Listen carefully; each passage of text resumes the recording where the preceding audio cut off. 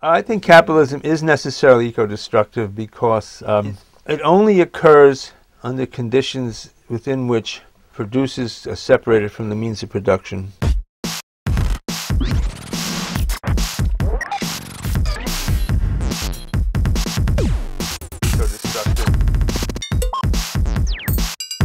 Because it is inevitably tied to not just the production of commodities, but to the generalization of the production of commodities. I mean, capital can never rest, can never find equilibrium. It's a constant mode of expansion. Expansion means more different kinds of commodities, different kinds of modes of exploiting human beings, different kinds of modes of exploiting nature.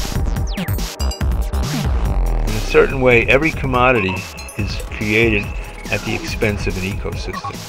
Commodities are always created to be exchangeable, to be taken from where they are, to be moved elsewhere. Commodities.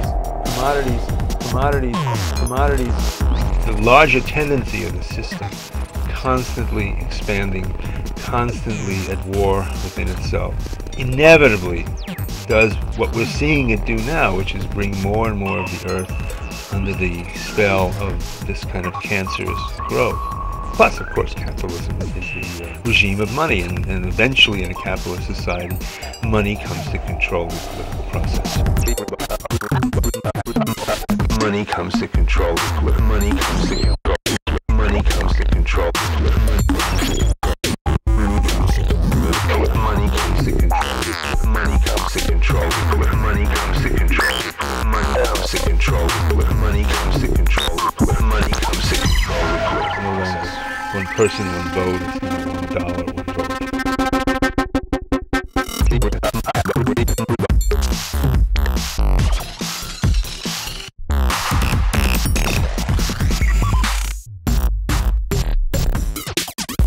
Capitalism has never solved the question of wealth and poverty, in the sense that it produces incredible amounts of wealth, but as we see, it also necessarily produces poverty. It produces poverty just as it produces wealth, and therefore expands the difference between the classes.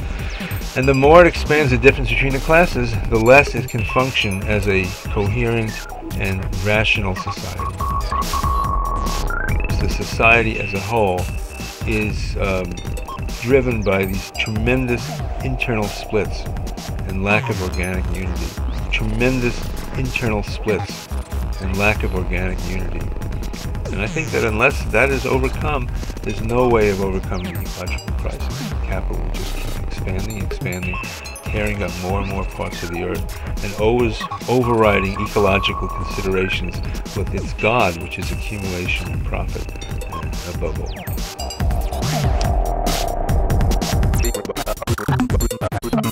Constantly expanding, constantly at war, constantly expanding, constantly at war, constantly expanding, constantly at war, constantly expanding, constantly at war, constantly expanding, constantly at war.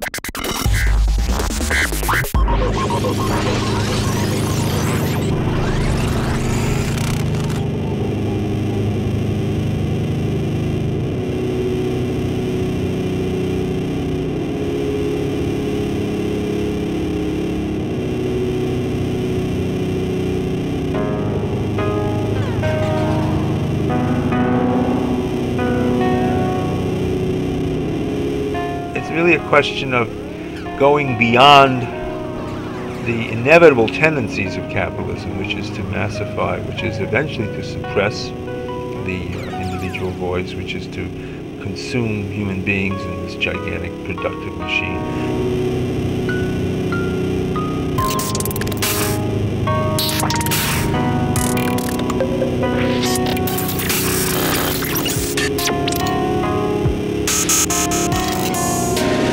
Capitalism is destructive of democracy. I don't care what the propagandists say. It has to keep growing. There's a constant consolidation. There's a constant pressure towards expansion, towards militarism. All these things are built into the capitalist system.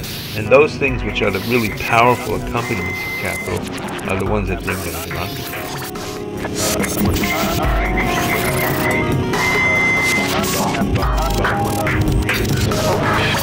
That kind of democracy that we're talking about is not true democracy, because it's democracy that's highly manipulated by, by the media, by the demands of consumerism, by the giant state apparatuses that are necessary to secure capitalist accumulation. It's really only in the post-capitalist society that democracy can free itself from